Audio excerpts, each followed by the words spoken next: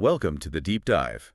That sound you just heard, kind of layered, spacious, definitely electric. Yeah. That's a signature texture from a piece of gear that really defined an era. Yeah, it's instantly recognizable. Exactly. So today, we're diving into the story of the Eventide H3000 Ultra Harmonizer. This wasn't just another effects box. It became, well, a sonic cornerstone for so much music. Oh, absolutely. It's genuinely hard to overstate how important the H3000 was. It came out in 1986 and it just exploded onto the scene, became one of the most influential rack processors ever, really. Building on their earlier stuff, right? Like the H910. Exactly. It built on the legacy of the H910 from 75, the H949 from 79, which were already groundbreaking. But the H3000, that was a monumental leap forward. It fundamentally shaped the sound of, late 80s and 90s studio production across all sorts of genres. Right. So our mission here is to unpack why this specific machine was such a watershed moment in digital audio. We'll dig into its origins, what made it so revolutionary feature-wise, its huge impact on countless artists, some really big names, and trace its legacy, which continues today in hardware and software too. Yeah, it's a fascinating story. It really changed things. Okay, so let's get right into it. What exactly was the H3000, and what made it stand out so much when it landed in '86 compared to what else was out there? Well, the key thing, I think, is that unlike those earlier Eventide units, the H910, H949, which were mostly about pitch shifting. Right, that was their main thing. Yeah. The H3000 was Eventide's first fully programmable multi-effects processor. That was the game changer. Multi-effects? Think about it. You had advanced digital pitch shifting, sure, but now combined with really high-quality reverb, delay, chorus, flanging, filtering, all integrated into one unit. Ah, okay, so you didn't need a whole rack full of different boxes anymore. Pretty much. I mean, producers often did have multiple specialized boxes, and they were often less sophisticated, maybe harder to sync up. This put a huge palette of sounds in one programmable box. That integration must have been huge.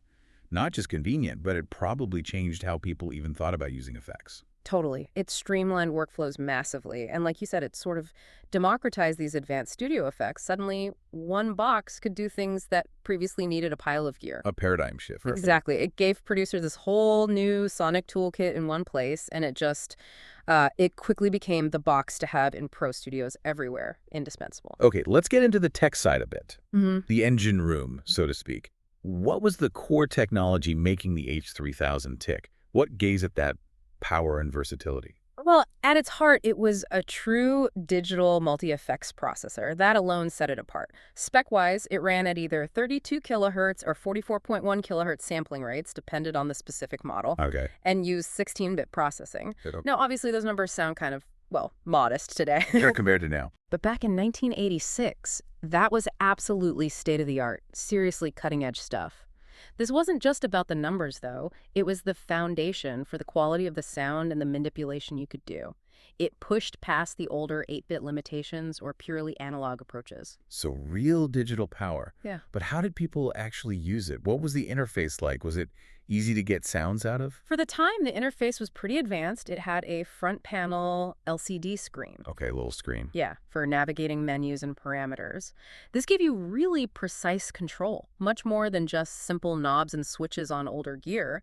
But maybe even more significantly, it was MIDI controllable. Ah, MIDI. Huge in the 80s. Absolutely massive. This made the H3000 one of the first rack processors you could fully integrate into a MIDI setup. You could sync it with your synths, your drum machines, sequencers. So the effects could follow this song-structured tempos. Exactly. It opened up enormous possibilities for complex, synchronized effects that were tied to the music itself. Really powerful stuff for producers back then. That level of control is amazing for the era. Now, the sounds themselves. Yeah. What were the key effects people were using? And what about those famous specialty presets everyone talks about? Right, the presets. Well, it had a huge range. The pitch shifting was, still legendary, up in 2 octaves up or down, plus micro-tuning, detuning for those really lush, wide sounds. Yeah, classic 80s shimmer. That's the one. But it also had great flexible delays, short slapbacks, long echoes up to several seconds, and really good reverbs for the time rooms, halls, plates, plus modulation like chorus, flanging, and even filtering and EQ type effects. Yep. But yeah, the specialty presets, those algorithms really cemented its unique character, things you couldn't get anywhere else. Like what? Give us some examples. Okay, so the ones people always mention are things like the reverse effect, Mm-hmm. for those spooky ethereal sounds, Yeah, very cool. and crystal echoes, that's maybe the most famous one, Mhm. known for these sparkling, shimmering delays, Yeah. just beautiful textures. It wasn't just a simple delay, it had pitch shifting mixed in. Ah, okay. Complex stuff. Yeah, and there were sophisticated multi-tap delays too for creating complex rhythmic patterns. This massive diverse effects library meant one H3000 could do the job of, well, a lot of other gear, and often better. The creative doors this opened, just imagine all that sonic power in one programmable box. It wasn't just a one-hit wonder, though, was it? The H3000 story continued. It evolved. Oh, definitely. Eventide didn't just release it and stop. They kept developing the platform. Several versions and variants came out over the years, each with slightly different preset lists or algorithm sets. Okay. You had the original H3000 Ultra Harmonizer in '86. Then came the H3000-S for studio, which had more presets geared towards studio use. Well, And the H3000 SE, the special edition, that one focused more on like wild sound design effects. so they were tailoring them a bit, different flavors. Exactly. Then they brought out expanded versions, like the H3000 DSX and DSE. These had even more algorithms and presets loaded in. It culminated later with the H3500, which was an upgraded variant with more memory, even bigger preset library, really pushing what that architecture could do. And could you upgrade older ones? Or did you have to buy the new model? That was the cool thing. For many of these, you could upgrade. They released EEPROM chips. Oh, right. Memory chips. Yeah, you could swap out chips to expand the preset library or add new algorithms to your existing unit. So studios could keep their H3000s current without buying a whole new box every time. It showed, a real commitment to making it last. Very forward thinking. Okay, this is where it gets really fun for me. The H3000 wasn't just some obscure studio piece. It became like a secret weapon, or maybe not so secret weapon, for huge artists. Who was using this thing and how? Oh man, the user list is incredible. It really spans genres. You've got your guitar heroes, obviously, Steve Vai, Joe Satriani. Of course. You can hear it all over their stuff. Totally. They used it for those signature, lush, harmonized guitar tones. Those big, soaring, layered sounds that just sound massive. That's often the H3000 doing its magic. Definitely defined a certain guitar sound. Who else? Outside of guitar wizards. Well, pop icons like Prince, he used its pitch shifting and modulation effects quite a bit in his productions. Very distinctive stuff. Prince. Okay. Interesting. Then you've got producers like Brian Eno and Daniel Lanois. They use the H3000 extensively on huge albums. Think U2's The Joshua Tree or Octum Baby. Wow. So those huge atmospheric soundscapes. A lot of that texture, that space, that almost otherworldly quality you hear. Yeah, the H3000's fingerprints are all over those records. Okay, that makes sense. Any other genres? Oh, yeah.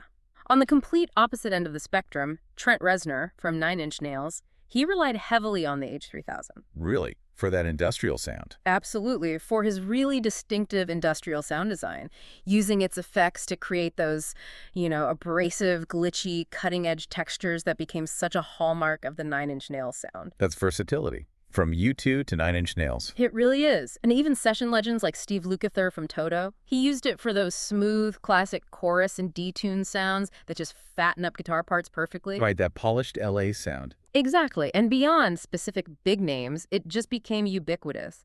Pop and hip-hop producers in the 90s used it constantly on vocals, drums, synths, everything. It wasn't just a tool. For many of these artists, its distinct sounds became foundational to their work, a true creative partner. So given all that history, what's the H3000's legacy today?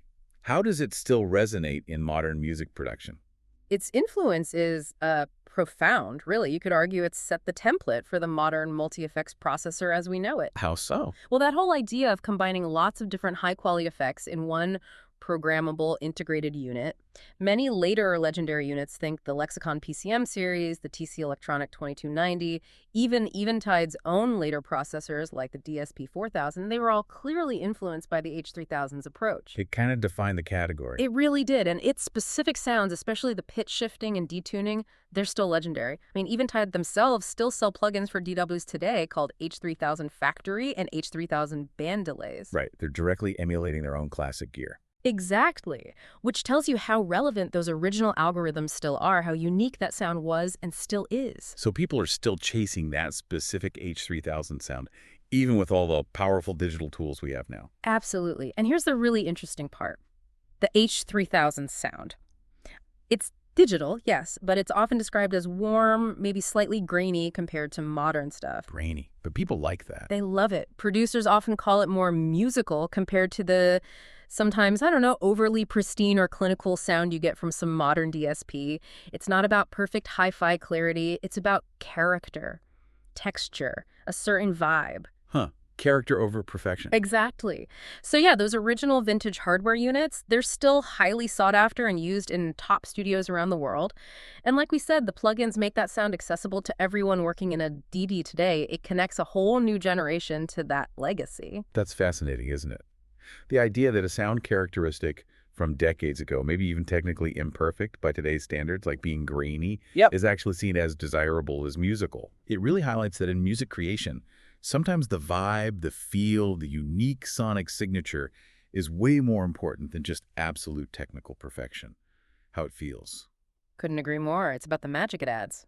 So we've taken quite a journey here, tracking the Eventide H3000 Ultra Harmonizer, from its groundbreaking launch in '86, completely changing the game in studios, to this lasting impact that we still hear and feel in music today.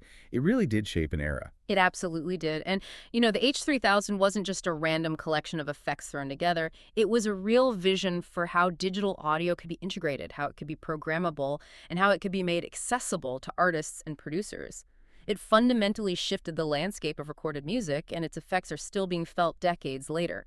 It proved innovation could unlock completely new ways to be creative.